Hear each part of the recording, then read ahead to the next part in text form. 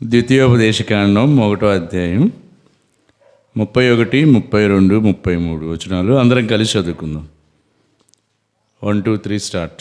ఐగుప్తులోను అరణ్యంలోను మీ కొరకు చేసినట్టు మీ పక్షముగా యుద్ధము చేయను. మీరు ఈ చోటికి చేరు వరకు మీరు వచ్చిన మార్గమంతటిలోను మనుష్యుడు తన కుమారుని ఎత్తుకొనున్నట్లు మీ దేవుడైన యెహోవా మిమ్మును ఎత్తుకొని వచ్చిన సంగతి మీరు ఎరుగుదురు అని మీతో చెప్పిదును. అయితే మీకు త్రోవ చూపించి మీ గుడారములు వేయవలసిన స్థలము మీకు సిద్ధపరచునట్లు రాత్రి అగ్నిలోను పగలు మేఘంలోను మీకు ముందర నడిచిన మీ దేవుడైన యెహోవా యందు మీరు విశ్వాసం ఉంచలేరు. దేవుడు ఎన్నుకున్నటువంటి ప్రజలు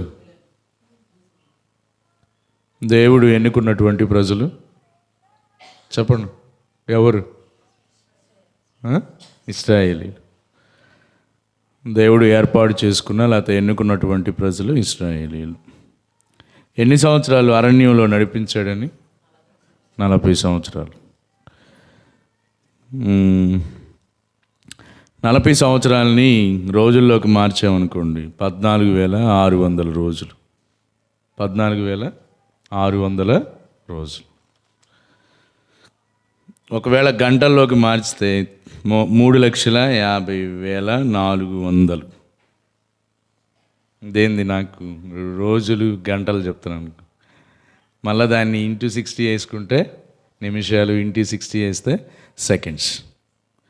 14,600 రోజులు ఐగుప్తు దేశంలో నుంచి కనాను దేశంలోనికి దేవుడు వారిని నడిపించే విధానం మనం చాలాసార్లు వింటా వచ్చాం, మనమే చదువుకున్నాం, చాలా విషయాలు మనం చూస్తూ వచ్చాం. 40 సంవత్సరాలు, 14,600 రోజులు ఇంటూ 24 వేస్తే 3,50,400 గంటలు. ఈ టైంలో దేవుడు వాళ్ళ కోసం ఏం చేశాడు? ఒకవేళ వాళ్ళు దేవుని స్తుతించాల్సి వస్తే ఏమని స్తుతించుంటారు అనేది మనం కొన్ని విషయాలు చూద్దాం. మొదటిది ఏంటంటే, మనం చదువుకున్నటువంటి 31వ వచనం, 1:31లో ఈ చోటికి చేరు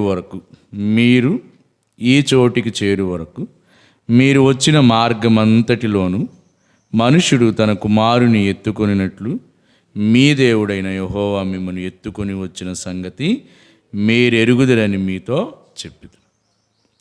ఇక్కడ ఒక కంపారిజన్ ఉంది, ఒక పోలిక ఉంది, చెప్తారా అది? మనుషులు కుమారుని ఎత్తుకొని వచ్చినట్టుగా. ఎప్పుడు దాకా అంట? అక్కడ ఉన్న పదం చూడండి, మీరు చూడండి. ఈ చోటికి చేరు. ఈ చోటికంటే ఐగుప్తు దేశంలో స్టార్ట్ అయింది, కనాను దేశంలో ఈ చోటికి చేరు వరకు. మామూలు కామన్గా మన ఫాదర్స్ మనల్ని ఎప్పుడు ఎత్తుకుంటారు? చిన్నపిల్లలు అప్పుడు ఎత్తుకుంటారు కదా, షోల్డర్ మీద తీసుకుని, భుజాల మీద తీసుకొని. ఇప్పుడంటే పిల్లల్ని బైకుల మీద ఎక్కించుకొని తిరుగుతున్నారు, కానీ అప్పుడు చిన్నప్పుడు బైకులు లేవు కాబట్టి ఖచ్చితంగా షోల్డర్ ఎత్తుకునే పరిస్థితి లేకపోతే ఖచ్చితంగా భుజాల మీద ఎత్తుకొని వచ్చేవాళ్ళు. ఎప్పుడైనా ఇసుక్కుంటారా? మన ఫాదర్స్ ఇసుక్కొని ఉంటారా? మాకు గుర్తులేదంటారా? రే బొరివేస్తుందిరా, కొంచెం దిగిరా అని కొన్నిసార్లు. కానీ దేవుడు ఇక్కడ మనం నేర్చుకునేది ఏంటంటే, మీరు ఈ చోటికి చేరు వరకు మీరు వచ్చిన మార్గమంతటిలోను. మార్గంలో ఏముంటాయి? అన్నీ మనలాగా హైవేస్ ఉంటాయి అంటారా? సరళంగా మంచిగా ఉంటాయి నీటికి రోడ్లు? ఏముండవు. కాలువలు దాటాల్సి ఉంటుంది, మొండ్ల తుప్పలు లేకపోతే ముళ్ళు దాటాల్సి ఉంటుంది. అన్నీ మార్గం అంతటిలోను, కొంచెంలో కదా, అంతటిలోను మనుష్యుడు తన కుమారుని ఎత్తుకొని వచ్చినట్లు మీ దేవుడైన యెహోవా మిమ్మల్ని ఎత్తుకొని వచ్చిన సంగతి మీరు ఎరుగుదు. లాస్ట్ ఇయర్ అంతా జరిగింది ఇదే. 365 రోజులు. మరి మీలో ఎంతమందికి 40 ఇయర్స్ ఉన్నాయో నాకు తెలియదు. ఒకవేళ వాళ్ళలాగా మనం కూడా చెక్ చేసుకుంటా. మీ ఏజ్ని బట్టి ఇన్ని రోజులు మన మదర్ ఊంలో నుంచి, గర్భంలో పుట్టినది మొదలుకొని ఇప్పటి వరకు కూడా దేవుడు ఈ రోజు దాకా ఈ చోటికి చేరు వరకు మనుషుడు తన కుమారుని ఎత్తుకొని వచ్చినట్లు మీ దేవుడైన యెహోవా మిమ్మల్ని ఎత్తుకొని వచ్చిన. దేవుడు ఎత్తుకొని రావడం అనేది చాలా విషయం. విసుక్కొని ఉంటాడంటే దేవుడు. మన పేరెంట్స్ ఎప్పుడన్నా కష్టమైతే బరువుగా ఉంది అని చెప్తాం, కానీ మన దేవుడు అలాంటి దేవుడు కాదు. ఎత్తుకొని వచ్చిన దేవుడు. బైబిల్లో ఒక వాక్యం చదువుకుందాం. యెషయా గ్రంథం 46వ అధ్యాయం 4వ వచనాన్ని ఒకసారి చదువుకుందాం. ముదిమి వచ్చు వరకు చదవండి. నిన్ను ఎత్తుకొని వాడను నేనే, తల వెంట్రుకలు నెరయి వరకు నిన్ను ఎత్తుకొని వాడను నేనే చేసి ఉన్నాను. చంక పెట్టుకుని వాడను నేనే, నిన్ను ఎత్తుకొనుచు రక్షించువాడను.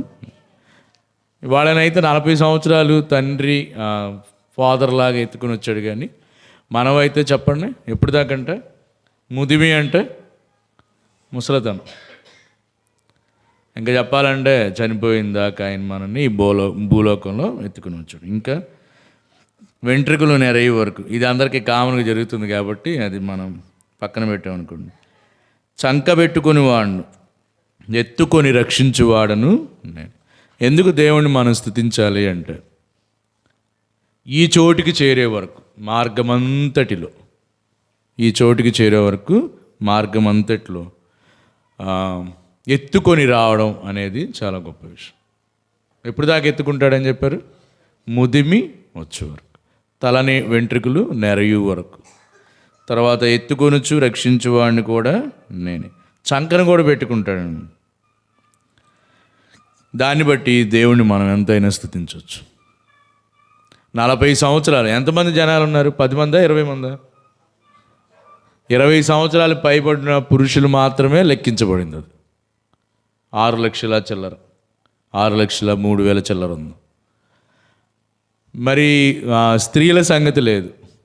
సరాసరి స్త్రీలు కూడా వేసుకున్నాం అనుకోండి, 20 సంవత్సరాలు పైబడి ఉన్నవాళ్ళు, వాళ్ళు ఒక 6 లక్షలు అనుకున్నాం అనుకోండి. 6 లక్షల కంటే కింద పిల్లలు, 2 పిల్లలు వేసుకున్నా వాళ్ళు ఒక 6 లక్షలు, వాళ్ళు ఒక 6 లక్షలు, 24 లక్షల మంది. ఎంతమందిని దేవుడు భరిస్తూ 40 సంవత్సరాలు భరిస్తూ ఎత్తుకొని రావడం అనే విషయాన్ని మనం చూస్తూ ఉన్నాం. అక్కడే రెండో చేరు వరకు, ఈ చోటికి చేరు వరకు అనే మాట. ఎందుకు మనం దేవుని స్తుతించాలి అంటే, ఆయన ఎత్తుకొని వచ్చేటటువంటి దేవుడు. అందుని బట్టి మనం దేవుని స్తుతించాలి. లాస్ట్ ఇయర్ మొత్తం కూడా దేవుడు మనల్ని ఎత్తుకొని వచ్చి ఉంటాడు. మన పరిస్థితుల్లో మనకేం పరిస్థితులు ఎదురైనాయో ఆ పరిస్థితులన్నింటిలో దేవుడు మనల్ని మన నాన్నలాగా, మన నాన్న విసుక్కోవచ్చేమో కానీ మనకంటే పరమ తండ్రి ఆయన ఎత్తుకొని వచ్చినట్టు మనం చూస్తూ ఉన్నాం. అక్కడే 32వ వచనాన్ని మళ్ళా చదువుకుందాం. అయితే చదవండి. మీకు త్రోవ చూపించి మీ గుడారములు వేయవలసిన స్థలమును మీకు సిద్ధపరచునట్లు చెప్పండి. రాత్రి అగ్నిలోను పగలు మేఘంలోను మీకు ముందర నడిచిన మీ దేవుడైన యెహోవా యందు. సరే, ఫస్ట్ది ఏంటంటారు? ఎత్తుకొని వచ్చిన దేవుడు. ఎప్పుడు దాకా ఎత్తుకుంటానని చెప్పాడు? ముదిమి వచ్చే వరకు, మన లైఫ్ ఎండింగ్ దాకా, మన జీవిత అంతం దాకా దేవుడు మనల్ని ఎత్తుకొని వస్తే. రెండోదేమో మన ముందర నడిచిన యెహోవా. లాస్ట్ ఇయర్ సంగతే చెప్తున్నాను. 365 రోజులు మొత్తం మనం ఎక్కడికి వెళ్తా ఉన్నామో దేవుడు మన ముందర నడిచినట్టుగా మనం చూస్తూ ఉన్నాం. నాకు అనిపించింది, దేవుడు ఇశ్రాయేలీల కోసం గ్రౌండ్ వర్క్ చేసాడు అనిపించింది.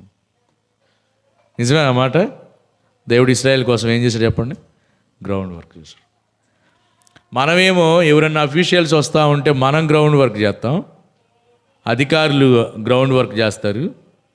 కానీ ఇక్కడ దేవుడు విచిత్రంగా తాను ఏర్పరచుకున్నటువంటి ప్రజల్ని కనాను నడిపించడానికి దేవుడు గ్రౌండ్ వర్క్ చేశాడు. ఏం గ్రౌండ్ వర్క్ అది?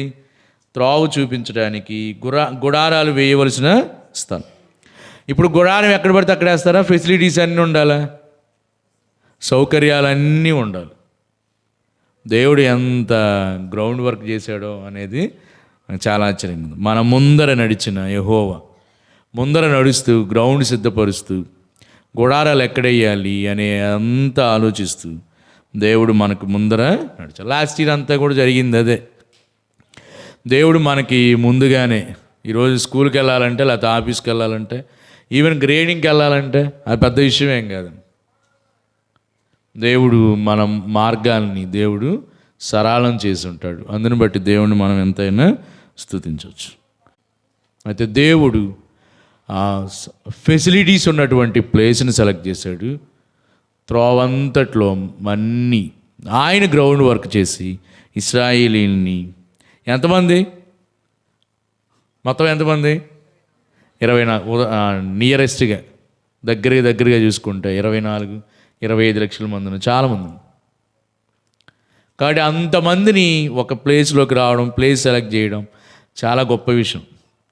కారణం ఏంటంటే చెప్పనా, ఆయన వాళ్ళని చెప్పండి ఏర్పాటు చూజ్ చేసుకోవడం ద్వారానే దేవుడు ఎంత కట్టుబడి ఉన్నాడో అనిపించింది. ఒక వ్యక్తిని మనందరిని ఏర్పాటు చేసుకుంటే మన పరిస్థితులన్నీ ఆయనే చూసుకోవడం ఎంత మంచి విషయమో.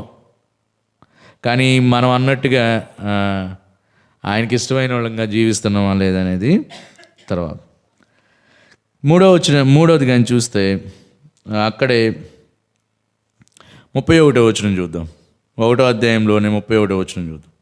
ఐగుప్తులోను చదవండి, అరణ్యంలోను మీ కొరకు చేసినట్టు మీ పక్షమున యుద్ధము చేయి. పక్క పేజ్ తిప్పండి. 3:22 ఒకసారి చదువుకుందాం. మీ దేవుడైన యెహోవా మీ పక్షముగా యుద్ధము చేయువాడు, వారికి భయపడవద్దని ఆజ్ఞాపించదు. కాబట్టి యుద్ధాలు చేశాడు, చాలా యుద్ధాలు చూశాడు. మీ గాని చూస్తే 136 కీర్తనలో ఉంటుంది, అమ్మోనీల రాజైన సీహోను, బాషాను రాజైన ఓగును, పెద్ద పెద్ద రాజులు వాళ్ళందరినీ కూడా చాలా సింపుల్గా ఇశ్రాయేలు జయించినట్టుగా మనం చూస్తూ ఉన్నాం. నాకు ఈ మాట అంటే అనిపిస్తూ ఉంది. ఎందుకు చెప్పనా, 3:21 కూడా ఒకసారి చదువుకుందామా. 3:21 కూడా అక్కడే ఉన్నది. ఆ కాలమున నేను యెహోషువతో ఇట్లన్నిటినీ, మీ దేవుడైన యెహోవా ఈ 2 రాజులకు చేసినదంతయు నీవు కన్నులారా చూసు, నీవు వెళ్ళుచున్న రాజ్యములన్నిటికీ యెహోవా అలాగుననే చే, మీ దేవుడైన యెహోవా మీ పక్షముగా యుద్ధము. 40 సంవత్సరాలు ఎన్ని యుద్ధాలు వచ్చినాయో ఆ యుద్ధాలన్నిటినీ దేవుడు చేశాడు. వాళ్ళ పక్షానికి ఎవరు చేశారంట? దేవుడి పక్షాన వాళ్ళు ఏం చేయలేదు, వాళ్ళ పక్షాన్ని ఎవరు చేశారు? దేవుడే చేశాడు. నాకు అనిపించింది మన పక్షాన మనకు కనబడకుండా దేవుడు ఎన్ని యుద్ధాలు చేశాడో అనిపిస్తుంది. ఏం యుద్ధాలు ఉంటాయి మనకి? మనల్ని ఎవరు ఎంతమంది తిట్టాలని ప్లాన్ చేస్తున్నారు, వాటన్నిటినీ దేవుడు కంట్రోల్ అని యుద్ధం చేసి ఉంటాడు మన పక్షాన. అది మన ఎవరికి తెలియదు, మన ఎవరికి తెలియదు. మనం ప్రశాంతంగా ఉన్నాం, నెమ్మదిగా ఉన్నాం. మనని తిట్టుకున్న వాళ్ళు మన దగ్గరికి వచ్చి ఆ మాటలు కూడా మనకు వినపడకుండా మార్గం అంతట్లో, స్కూల్కి వెళ్ళే రూట్ అయితే, గ్రేడింగ్కి వెళ్ళే రూట్ అయితే, జాబ్కి వెళ్ళే రూట్ అయితే, మనం వెళ్ళే రూట్ అన్నిట్లో ఎన్ని యుద్ధాలు రాబోతున్నాయో, సాటర్న్ ఎన్ని అటాక్స్ మనమే చేయబోతున్నాడు, వాటన్నిటి నుంచి దేవుడు మన పక్షాన, నా పక్షాన యుద్ధం చేసి నేను సేఫ్గా నా రూట్లో వెళ్ళడానికి దేవుడు నాకు సహాయం చేశాడు. మన పక్షాన చెప్పండి ఏం చేశాడు? ఆయన యుద్ధాలు చేశాడు. ఫస్ట్ విషయం చెప్తారా? ఎత్తుకొని వాడు ఆయనే. ఎక్కడి దాకా, ఎప్పుడు దాకా? ఈ చోటికి చేరే వరకు, ముదిమి వచ్చే వరకు. రెండో విషయం ఏంటంటారు?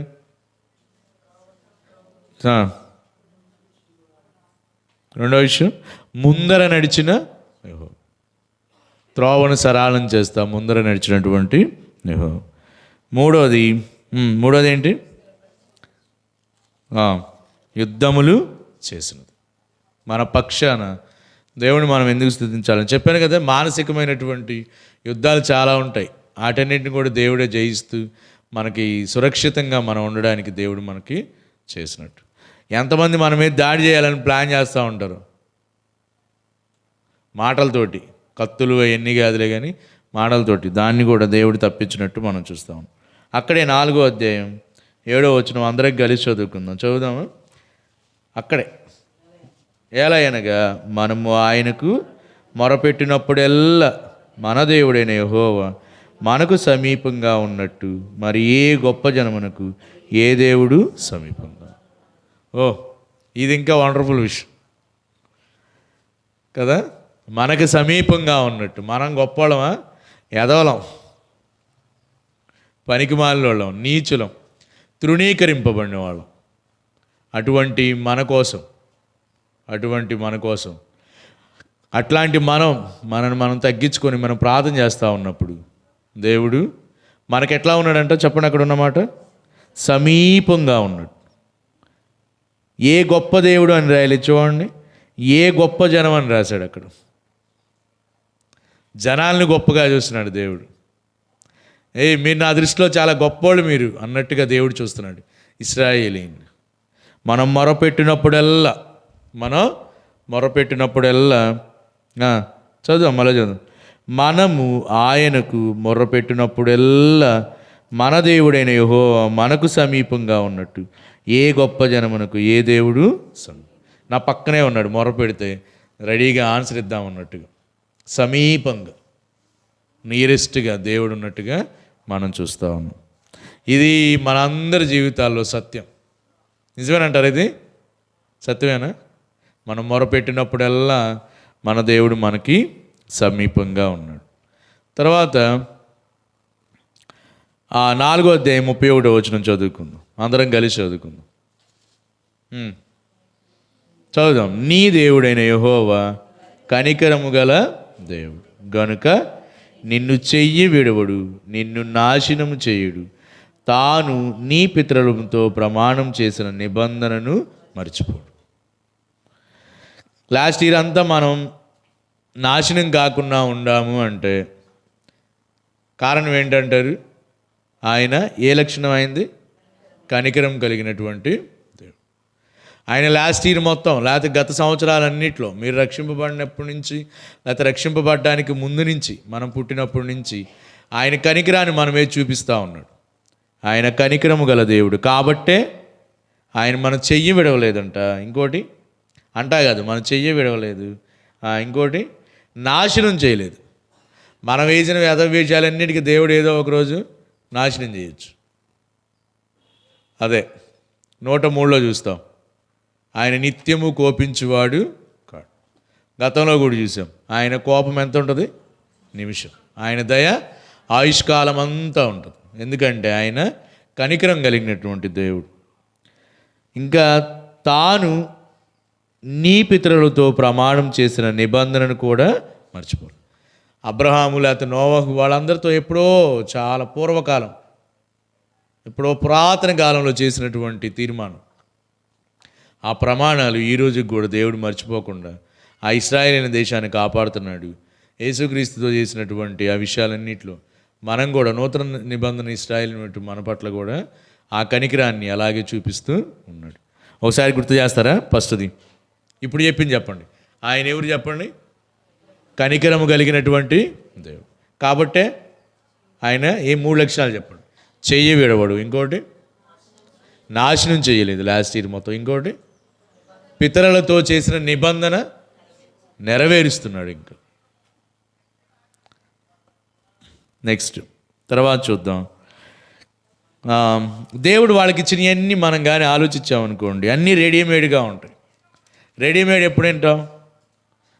మొన్న ఎవరో ఒక అన్న అంటున్నారు, క్రిస్మస్ టైంలో చిన్నప్పుడైతే అంతా మిషన్ కోడిశ్రమ దగ్గరికి వెళ్ళి అందరు క్యూ కట్టేవాళ్ళు బట్టలు కొట్టమని. లేడీస్ అయితే జాకెట్స్, షర్ట్లు కూడా ఆయన కుట్టేవాడు చిన్నప్పుడు. ఇప్పుడైతే అంతా షాప్కి వెళ్తే చాలు, నీకు ఏ సైజు కావాలి, ఏ లెవెల్ కావాలి, ఏ కాస్ట్ కావాలి అన్నీ బయటేసి రెడీమేడ్గా డబ్బు ఇస్తున్నాడు. ఇశ్రాయేలీలకు కూడా చేసింది అదే. దేవుడు రెడీమేడ్గా ఇస్తున్నాడు. రెడీమేడ్గా అన్నీ ఇచ్చాడు. ఏమి ఇచ్చాడు అనేది మనం చూద్దాం. 6వ అధ్యాయం 10వ వచనాన్ని మనం చదువుకుందాం. 6వ అధ్యాయం 10, 11 వచనాలు మనం చదువుకుందాం. నీ దేవుడైన యెహోవా, చదువుదాం, నీ పితరులైన అబ్రహాము, ఇస్సాకు, యాకోబులతో చేసిన ప్రమాణం బట్టి, మర్చిపోలేదు, ఇంతకుముందే చూసాం. ఆ ప్రమాణాన్ని బట్టి చెప్పండి, నిన్ను ఆ దేశంలో ప్రవేశపెట్టి, ఏ దేశం ఇది? కనాను దేశంలో ప్రవేశపెట్టి, చదువుదాం, నీవు కట్టని గొప్పవగు మంచి పురములు అంటే పట్టణాలు, సిటీస్. హైదరాబాద్ కంటే గ్రేట్గా ఉందో ఏమో తెలియదు, నాకు తెలియదు. ఢిల్లీ కంటే గ్రేట్గా. కట్టని, కట్టినా కట్టనే, కట్టని గొప్పవగు మంచి పురములు. అమరావతి ప్లాన్ చేస్తున్నారు కదా. సిబిఎన్ గారు గతంలో 5 yearsలో ఉన్నప్పుడు అమరావతి కట్టాలని ప్లాన్ చేశాడు. జగన్ 3 రాజధానులు అన్నాడు. మళ్ళీ ఇప్పుడు అమరావతి చట్టబద్ధ తీయాలని చాలా ప్లాన్ చేస్తున్నారు. ఒక రాజధాని కట్టడానికి ఇది 11వ సంవత్సరం అనుకోండి, కట్టలేకపోయారు. ఇక్కడైతే కట్టినా కట్టనే, కట్టని గొప్పవే చిన్నవే గొప్పవగు మంచి పట్టణాలని. ఇంకోటి రెండోది, నీవు నింపని మంచి ద్రవ్యముల చేత నింపబడిన ఇండ్లు కూడా. కట్టని పురాలు, నింపని ఏమున్నాయంట? మంచి ద్రవ్యాలంటే ఏమున్నాయో? ఆల్ ఐటమ్సా? ద్రవ్యాలంటే ఏం చెప్పచ్చు? ఏంటి ఇయ్యా, అది మిరియాలు అయ్యా, ఏమున్నాయి? ద్రవ్యాలు. నింపని మంచి, అక్కడ గొప్పవి, ఇక్కడ మంచి ద్రవ్యముల చేత నింపబడిన. మన ఇల్లు కట్టుకోవాలంటే సంవత్సరం పట్టిద్ది అనుకుందాం అనుకోండి. లేకపోతే కొంచెం డబ్బులు తక్కువైతే 1.5 year 2 years పడుతుంది అనుకో. అంత రెడీ, కబోర్డ్స్ అయితే, లేకపోతే ఆధునిక మోడర్న్ అన్ని ఫెసిలిటీస్ దేవుడిచ్చి అన్నీ ఉంచి అలా ఉన్నటువంటి ఇల్లు ఇచ్చాడంట. ఇక తర్వాత చూడండి, నీవు తవ్వకపోయినను త్రవ్వబడిన బావులు కూడా ఇచ్చాడు. బావిని తవ్వడానికి చాలా టైం తీసుకుంటుంది, వాటర్ పడతాయా లేదా అని డౌట్ ఉంటుంది. తవ్వకపోయినా తవ్వబడిన బావులు. తర్వాత నీవు నాటని ద్రాక్ష తోటలను, ఒలీవ తోటలను నీకిచ్చాడు. అంతవరకు చూద్దాం. రెడీమేడ్ అంతా. 40 సంవత్సరాలు నడిపించడమే కాదు. చెప్తారా ఒకసారి? మళ్ళీ చదువుకుందాం. అది ఫస్ట్ ఏంటి? ఎలాంటి పురాలు ఇచ్చాడని చెప్పాడు? కట్టని గొప్ప పురాలు. రెండోది ఏంటి? నింపని మంచి ద్రవ్యాల చేత నింపిన ఇండ్లు. మూడోది తవ్వకపోయినా తవ్వినటువంటి. వీళ్ళు ఒక్క పని కూడా చేయలేదు, జస్ట్ వెళ్ళి జాయిన్ అయ్యారు అంతే.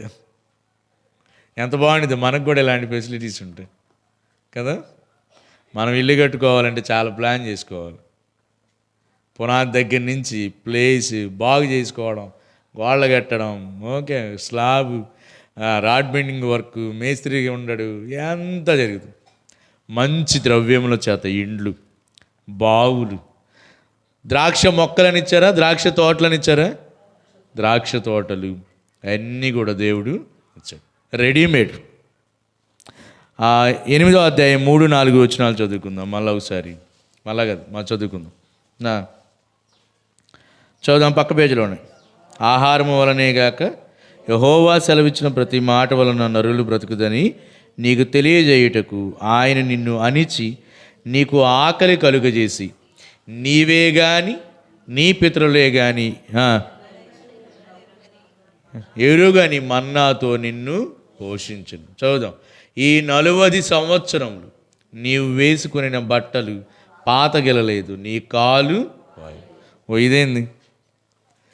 కామన్గా నడుస్తూ ఉంటే ఏమవుతుంది? కొంతమందికి అట్లే కూర్చుంటే 1 గంట పాటు కాళ్ళన్నీ వాచిపోతాయి, హెల్త్ ఇష్యూస్ ఉంటాడు. కాలు వాయలేదు, మంచి హెల్త్ ఇచ్చాడు దేవుడు. 40 సంవత్సరాలు. ఇప్పుడు వీళ్ళు చేసింది ఏంటి? మన్నా ఇచ్చినప్పుడు జస్ట్ వెళ్ళి కలెక్ట్ చేసుకున్నారు అంతే. ఎంత ఫ్యామిలీకి ఒక్కొక్కరికి ఎంత అని లెక్కలు ఉంటాయి అక్కడ, మోషే గారు చెప్తారు. ఆ లెక్కల ప్రకారం కలెక్ట్ చేసుకొని తిన్నారు అంతే. ఏ రోజు ఆ రోజు కలెక్ట్ చేసుకున్నారు. Readymade food. మనమైతే డబ్బులన్నా పెట్టాలి, వీళ్ళ డబ్బులు కూడా పెట్టేది ఏం లేదు, వెళ్ళి కలెక్ట్ చేసుకొని వచ్చి తింటమే అనుకోండి. రెడీమేడ్గా హౌసెస్ ఇచ్చాడు, పట్టణాలు ఇచ్చాడు, బావులు ఇచ్చాడు, తోటలు ఇచ్చాడు. ఇంకా ఇక్కడ ఏమి ఇచ్చాడు చెప్పండి? వేసుకున్న బట్టలు, కొత్త బట్టలు ఏమీ లేదు, కానీ వేసుకున్న బట్టలు మాత్రం ఏమలేదు. నిజం చెప్పండి, మనం వేసుకున్న షర్ట్ ఎన్ని రోజులు ఉంటుంది అంటారు? షర్ట్ కానీ శారీ కానీ 2 years వాడతారా? బాగా వాడతారు. 2 years అట్లే వాడితే పడతా. బట్టలు పాత ఇవ్వలేదంట. కాలు కూడా నీ పితరులే కానీ, నీవే కానీ నీ పితరులే కానీ ఎన్నడూ ఎరుగని అనే పదం గమనించదు. మన్నాతో దేవుడు పోషించాడు.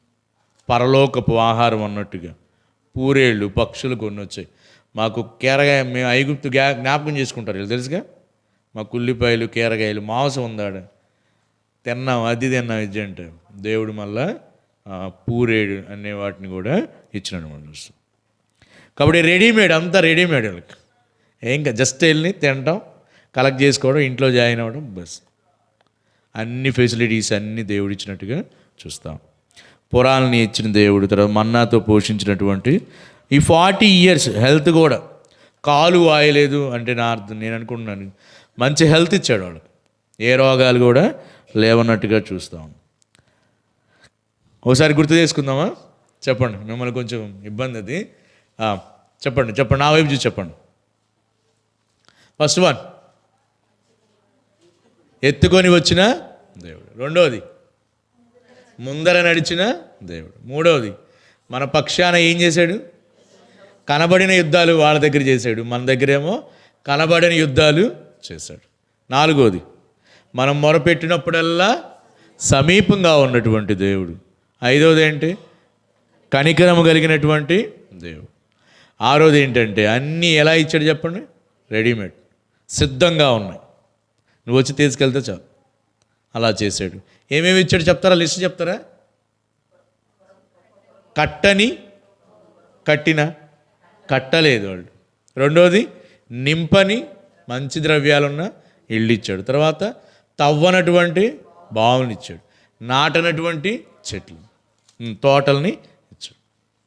తర్వాత మన్నాతో పోషించాడు, పరలోకపు ఆహారంతో దేవుడు వాళ్ళని 40 సంవత్సరాలు. ఇక్కడ ఉంది 40 సంవత్సరం బట్టలు పాతకిలేదన్న విషయాలు మనం చూస్తూ ఉన్నాం. తర్వాత చివరిది అక్కడే 8వ అధ్యాయం 7, 8, 9 వచనాలు ఒకసారి చదువుకుందాం. అందరం కలిసి చదువుకోండి. నీ దేవుడైన యెహోవా నిన్ను మంచి దేశంలో, అది ఆ దేశం నీటి వాగులుంటాయి, లోయలలో నుండి కొండలలో నుండి పారు ఊటలను అగాధ జలములు గల దేశం. అది గోధుమలు, యవలు, ద్రాక్ష చెట్లు, అంజూరపు చెట్లు, దానిమ్మ పండ్లు గల దేశం. ఒలీవ నూనెయు తేనెయు గల. ఇప్పుడు అందరూ చదువుదాం. కరువు అనుకోకుండా నీవు ఆహారము తిను, అందులో నీకు ఏ లోపము, అది ఇనుపరాళ్ళు గల దేశం. దాని కొండలలో నీవు రాగి తవ్వి తీయవచ్చు. ఎన్ని ఫెసిలిటీస్ ఉన్నాయి. దేవుడు సెలెక్ట్ చేస్తే ఎలాగే ఉంటుంది, దేవుడు సెలెక్ట్ చేస్తే ఎలాగే ఉంటుంది. మళ్ళా చూద్దాం ఒకసారి. వాటర్కి ఇబ్బంది ఏమి లేదు. వాటర్ ఎక్కడి నుంచి వస్తాయని? నీటి వాగులు ఉన్నాయి, లోయల్లో నుంచి కొండల్లో నుంచి ఊటలు పారుతాయంట, అగాధ జలాలు ఉన్నటువంటి దేశం. తర్వాత గోధుమలు దొరుకుతాయి, యవ్వలు దొరుకుతాయి, తర్వాత ద్రాక్ష చెట్లు, అంజూరపు చెట్లు, దానిమ్మ పండ్లు, ఒలీవ నూనె. ఇంకో పదం ఏంటో వచ్చాం కదా, పాలు తేనెలు, చెప్పండి, ప్రవహించే దేశం. అన్నీ సమృద్ధిగా ఉన్నటువంటి, కరువు అనుకోకుండా ఉండగలిగినటువంటి దేశం. అలాంటి దేశంలో దేవుడు ప్రవేశపెట్టాడు. ఏదో ఒక దేశంలో సెలెక్ట్ చేసుకున్నానుగా, వీళ్ళు నా పట్ల సరిగ్గా లేరులే అని అనుంటే చెత్త దేశం ఇచ్చేవాడు దేవుడు. మంచి దేశంలో దేవుడు వాళ్ళని ప్రవేశపెట్టినట్టు అన్ని ఫెసిలిటీస్ వీళ్ళు ఎక్కడికి వచ్చిన తర్వాత ఎలాంటి ఇబ్బంది పడకూడదని. నేను ఇందాక చూసాం కదా, గొప్ప జనంగా చూస్తూ ఉన్నాడు. గొప్ప జనంగా ఉండి మంచి దేశంలో వాళ్ళని ప్రవేశపెట్టినట్టు చూస్తూ ఉన్నాం. అదే 11వ అధ్యాయం చూద్దాం, ఇంకా ఎలాంటి దేశం అనేది. 11వ అధ్యాయం 10వ వచనం నుంచి చదువుకుందాం. 11, 12, 13 వచనాల నుంచి చదువుకుందాం. మీరు స్వాధీనపరచుకుని పోయే దేశము, చెప్పండి, మీరు బయలుదేరి వచ్చిన ఐగుప్తు దేశం లాంటిది కాదు. అక్కడ నీవు విత్తనములు విత్తి కూర తోటకు నీరు కట్టినట్టు నీ కాళ్ళతో నీ చేతితో నీ చేలకు నీరు కట్టదు. అయితే మీరు నది దాటి స్వాధీనపరుచుకున్నట్టుకు వెళ్ళుచున్న దేశం, చదవండి మళ్ళా, కొండలు లోయలు గల దేశం. అది ఆకాశ వర్షజలము తాగు. అది నీ దేవుడైన, చదవండి ఏముంది ఇక్కడ, లక్ష్యపెట్టు దేశం. ఇంకా దేవుడు లక్ష్యపెట్టే దేశం, దేవుడు సెలెక్ట్ చేసిన దేశం, దేవుడు లక్ష్య పెట్టేటటువంటి దేశం. చదువుదాం. నీ దేవుడైన యెహోవా కన్నులు, చదవండి ఏముంది, సంవత్సరాది మొదలుకొని సంవత్సరాంతము వరకు ఎల్లప్పుడూ దాని మీద. ఎంత మంచి దేశాన్ని దేవుడు ఇశ్రాయేలు కంటే కూడా తాను ఏర్పరచుకున్నటువంటి ప్రజలకు ఇచ్చాడనేది మనం చూస్తాం. మరి భూమి మీద ఉన్న ఇంత కనానే ఇంత పాలు తేనెలు ప్రవహించే దేశం అయితే మరి పరలోక పట్టణం ఎలా ఉంటుంది అంటారు? మనందరికీ ఇవ్వబోతున్నాడు కదా దేవుడు. ఎలా ఉంటుంది అంటారు? జస్ట్ భూమి మీద ఇన్ని ఫెసిలిటీస్ ఉన్నాయి, అన్నీ రెడీగా చేస్తే చెప్పండి, వీళ్ళు మట్టిలో ఉంటారు. పరలోకంలో దేవుడు మనకేమి ఇవ్వబోతున్నాడు?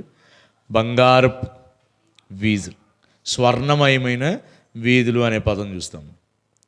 బంగారపు వీధులు ఇవ్వబోతా ఉన్నాడు. ఇంకా చెప్పండి, ఇంకా మన కోసం ఆయన ప్రాణం పెట్టాడు, ఆయన రక్తం చేత మనల్ని కొన్నాడు.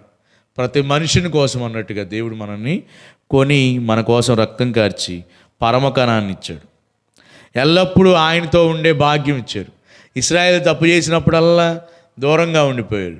దేవుడు దూరంగా ముఖం చూపించినట్టు ఉంటాడు, ముఖం చూపించని పరిస్థితులు ఉన్నాయి. కానీ దేవుని సన్నిధిలో మనం ఉండబోతా ఉన్నాం. ఇక్కడేమో అన్ని ఫెసిలిటీస్ ఉన్నాయి, అక్కడ కూడా అన్ని ఫెసిలిటీస్ మన కోసం రెడీ చేస్తున్నాడు. ఇల్లు యోహాను సువార్త 14, లేని ఎడల మీతో చెప్పుదు. ఏమి లేకపోతే మన కోసం దేవుడు ఏమి ఇస్తున్నాడు? అవన్నీ కూడా దేవుడు లేని ఎడల మీతో చెప్పు. కాబట్టి అలాంటి గొప్ప ఆకలి దప్పులు అనే అవకాశమే లేనటువంటి దేశం, ప్రతి బాష్ప బిందువు తుడిచేటటువంటి దేశం, ఎప్పుడు ఆయన స్తుతించే సౌకర్యం ఉన్నటువంటి. ఇక్కడ మన ఫ్యామిలీస్ అన్నీ ఇరుక్కుపోతాం, కానీ అక్కడైతే ఎప్పుడు ఆయన చూసేటటువంటి దేశం. ఒకసారి ఒక వచనం చదువుకొని మనం ప్రార్థన చేసుకుందాం. అదే ద్వితీయోపదేశకాండం 33:29 చదువుకుందాం ఒకసారి. మోషే వీటన్నిటిని ఆలోచించి ఈ మాట చెప్పకుండా ఉండలేకపోయాడు అన్నట్టు. 33:29 అందరం చదువుకు. ఫస్ట్ 2 లైన్స్ చదువుదాం. ఇశ్రాయేలు నీ భాగ్యం ఎంత గొప్పది, యెహోవా రక్షించిన నిన్ను. ఓ విశ్వాసి, నీ భాగ్యం ఎంత గొప్పది, యెహోవా రక్షించిన నిన్ను. మనను పోలినోడు లేడంటాడు. తన రక్తం చేత రక్తం చేత కడిగి మన పాపాలన్నీ క్షమించి దేవుడు మనకెంత భాగ్యం ఇచ్చాడు. యెహోవా రక్షించిన నిన్ను పోలిన వాడేవాడు. కాబట్టి మోషే జ్ఞాపకం చేసుకోండి.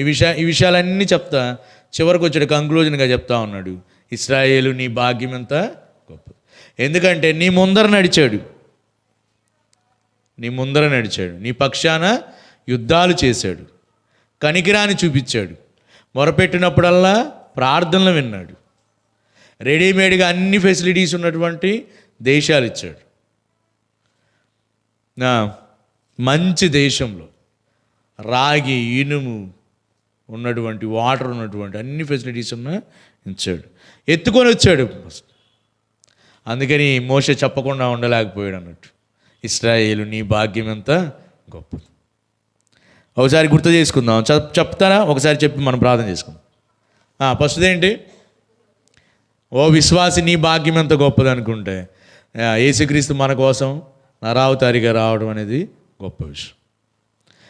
చెప్పండి. ఎత్తుకొని వచ్చినటువంటి ఈ చోటికి చేరు వరకు ఎత్తుకొని వచ్చిన దేవుడు, తర్వాత ముందర నడిచిన దేవుడు. ఎలాగ రాత్రి మేఘస్తంభం, పగలు మేఘస్తంభం, రాత్రి అగ్నిస్తంభం. మూడోది మన పక్షాన కనబడిన యుద్ధాలు చేశాడు. నాలుగోది చెప్పండి, మొరపెట్టినప్పుడల్లా మనకి కనికరం కలిగినటువంటి దేవుడు. కాబట్టే చెయ్యి విడవలేదు అని చూస్తూ ఉన్నాం. రెడీమేడ్గా అన్నీ ఇచ్చినటువంటి దేవుడు, మంచి దేశంలో ప్రవేశపెట్టినటువంటి దేవుడు.